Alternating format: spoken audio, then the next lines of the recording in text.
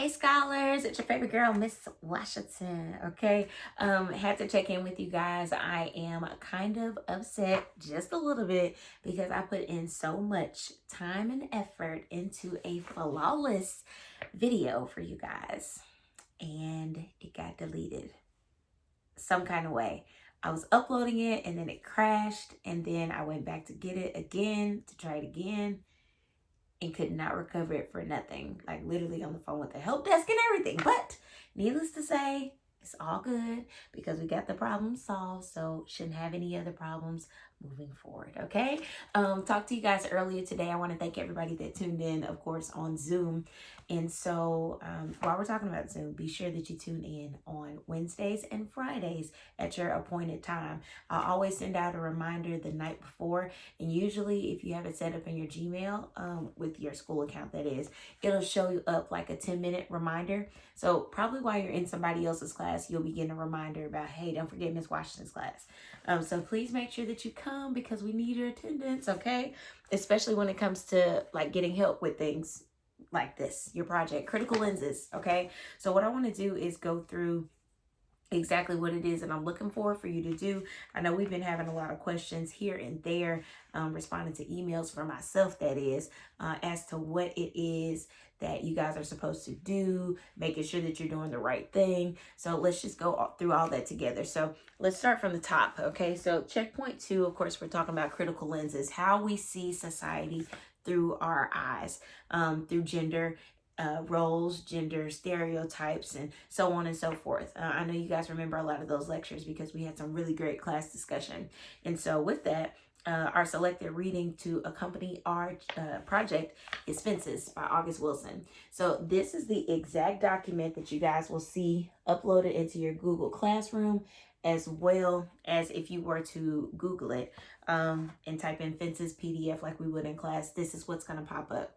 Okay, so at this point, you guys have read all of Act 1, which I'm really glad about because I know some of you guys have wrote me and said, Miss Washington, like I can't find it. And then when you did find it, you got caught up. And so that's the most important thing. And as the days have gone by, you guys have commented, I'm done, or I finished, or you'll email me. And that feels so good to know that you guys are actually making this transition with us and helping to make it a little bit more smoother, that you're keeping up with the reading. Because when you go to the 9th grade, your English teacher is not going to be playing with you because you're going to have to be reading material just like this, and you're going to be responsible for pacing yourself and doing so. So kudos to you guys. I appreciate that a bunch. So I have noted your assigned reading, of course, by the date, which is in your Google Classroom to kind of help you be on pace.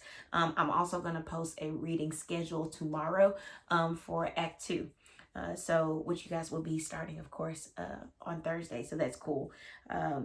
So great job with reading, but this is our assigned reading. So moving forward, I also gave you guys the resource of the Fences character list, which looks like this, which gives you a rundown pretty much of every character that we're going to encounter in the story, which just off top, it's Troy, Rose, Gabriel, Jim, Lyons, Corey, and Raynell. All right, so we have 7 characters that we're going to see throughout this play, Fences, and they all represent something different within the play, which is awesome because you guys are going to get to really be able to clearly identify, using your critical lens, what gender roles and gender stereotypes are and how they come into play.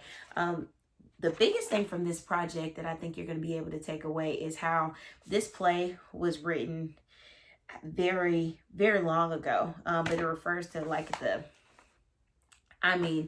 maybe like the 20s, 30s, 40s era. And what you also will want to know is that this is something that's, it's one of those things where you realize that society really hasn't changed much because of the references that they make. I mean, the place is like in the late 1950s, but they make references back to the 20s, the 30s, the 40s.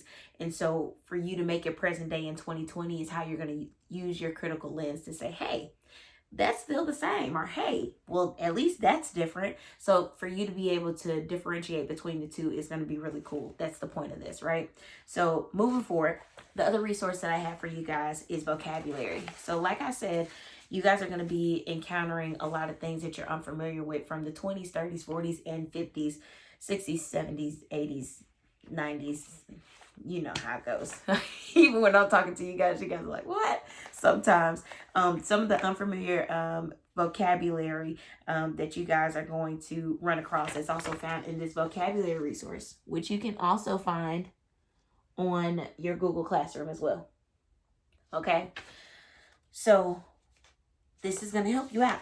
And I'm about to show you why here in about 0.2 seconds. Because you guys in your checkpoint 4, which is what you guys are so diligently keeping up with, is what's going to be your lens on reading. All right, so the goal of this checkpoint is to read, of course, the story Fences. And this is, in reality, your checkpoint 4. It's your Fences reading journal. All right, and you're able to find that, of course, in Summit, and I have it posted as well in your Google Classroom should you be doing work AMI wise. But you guys are on Summit, so we're just going to stay on Summit. Okay, so basically for this, it says instructions are while you're reading, which is the during portion, right? You're taking notes on the characters. What do you notice about them? What do they do or say? How are gender roles and gender stereotypes coming up? And note that you don't have to take notes on every single character in the story, because I know how you guys do. Miss Washington, that's a lot of note taking. I need at least the bare minimum basics on the main characters, okay? Which are probably going to fluctuate between Troy, Rose, and Corey. Because they're a mainstay family, okay? So after you do your reading, what you're going to do is reflect and review to act as though you understand what happened during this play. And the thing about it is, if you don't understand something, there's actually a space in your reading journal for you to write down your question so that we can talk about it and have a discussion, right? And that's why that information is going to be super helpful. So by this time, like I said, you guys have read Act 1, which is 4 scenes. And so what I want to do is kind of go through. I did this with a class earlier, and it was super helpful. They were like, Miss Washington, this today was dope. And I was like, thank you. And I felt the same because we got a lot accomplished. There were 2 students that were kind of iffy on finishing the assignment and like really truly understanding it, and to know that we kind of knocked that out together really made me feel confident that you guys are going to be great for Act 2. So I'm excited to check in on these. Okay, for your reading journal, of course, in this first column that you'll see, they'll be asking you about the characters. So here you'll write Rose, Troy, Corey, right? The second column here, it notes, it says character development. Who are they? What do they do in this act? And so in this context, along with your characters, if I were talking about Troy, I'd say Troy is a trash man. He is a father. He is a father to Corey. He's a husband to Rose. He's a friend to Lyons, right? So then I would say, what do they do in this act? Well, basically the first 2 acts, because it's asking us to do Act 1, scenes 1 and 2. Basically in these first 2 acts, we're really getting a background as to who these people are and what roles they play, right? So in this act, we find out that Troy used to be a baseball player, baseball star. We see that Troy is scared to die, right? We also see how strong Troy is. He's very much so man of the house and very macho, really strong and confident. And nobody likes to mess with Troy, right? And so moving on to the next column, which is labeled gender roles, right? As well as ideals and observations. So what do I see about this character, right? So I see that I see the strength that he has. I see the strong character trait that he has. And in that strength, I also see for his gender role that he is a dad. He's a husband. He's a friend. He's a provider. So these are all roles that he plays, right? And gender-wise, those are really important because as a male, you're supposed to be the head of the household. You're supposed to be the provider. So we notice these different things gender-wise as to what his role is in society, right? Opposed to Rose. Rose is a homemaker. She's a wife, she's a mother, she's a confidant. As you guys will see as the story goes along, a lot of people feel comfortable talking to Rose because Rose is so even tempered, and she's very meek and very mild. So you see a lot of different character traits which also play into their gender roles, right? So moving forward, so that's how that goes, right? Moving forward to vocabulary, of course, that's just plain as day. You write down the vocabulary word that you run across and then how it's used in the text. So you'll actually get to notate how it's used, how you see it in the text, and then what it means. And so you'll look it up. Google is your best friend, or you can always send me an email and ask me, all right? And then, of course, the after part is the reflection and the review for Acts 1, Scenes 1 and 2. The summary, simple. What happened? What did you think about what happened? So you're summing up those two things. If I had not ever read Fences a Day in my life, I should be able to read that because that's a part of your plot development, right? So I should be able to read that and have a quick summary as to what happened. So I could just jump in at scene 3 because you guys have really laid the foundation of what Acts 1 and 2 means, right?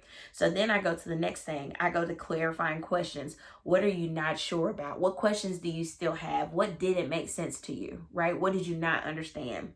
And then as far as the reading questions go, you guys are going to love this part. Why? Because it's literally only 3 comprehension questions. Yes. So you guys only had to answer 3 questions about 2 scenes. That's a deal, right? So the first is asking you to compare and contrast Troy's treatment of Lyons and Corey. Does he treat each son fairly? Describe their relationships. And so, of course, Lyon and Corey are the sons. Do you think that Troy treats them the same, or do you think that he treats them both different, and why? Give some examples. That's easy, right? Because all you're doing is responding and making a connection, making an inference. That's one of those cognitive skills, right? Your next question is Troy a good husband to Rose? Why or why not? In your answer, describe how gender roles and stereotypes affect the way that they interact with one another. Simple, clear as day. What is the difference between a gender role and a gender stereotype? A gender role is something that is steady, that somebody has from day to day. It's a responsibility. It's a part of them. A stereotype is judging somebody before you see them, correct? So if I look at them, I can tell that this is how they're supposed to be versus their gender role is what I know them to be. All right, so that's simple there. Your third question and last question for this portion is how does Troy react to Corey's recruitment into football? And what does that say about his character? How do you think his role as a man influences his response? With him being a manly man, he has a lot of different expectations when it comes to his sons, right? Because he's not raising any punks. And so he brings them up a certain way. And has different things that they must accomplish and that they must accomplish in a certain way because they're Troy sons, they Troy boys, you know? So that's another thing to kind of take into account as well. You'll continue to do the same thing for your reading journal, Act 1, Scenes 2 through 4 as well, just like we just did.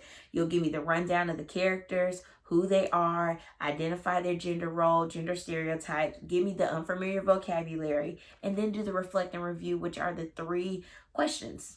Like in this instance, you only have 2 questions, right? So as you continue on throughout the reading, this is what you're going to be doing for your checkpoint 4. And really all it is no real right or wrong answer because it's how you interpret the text, which makes the discussion more worthwhile, right? Because I may run across something that you don't agree with. You may run across something that I don't agree with, right? So that's the beauty of reading. That's how we get down, right?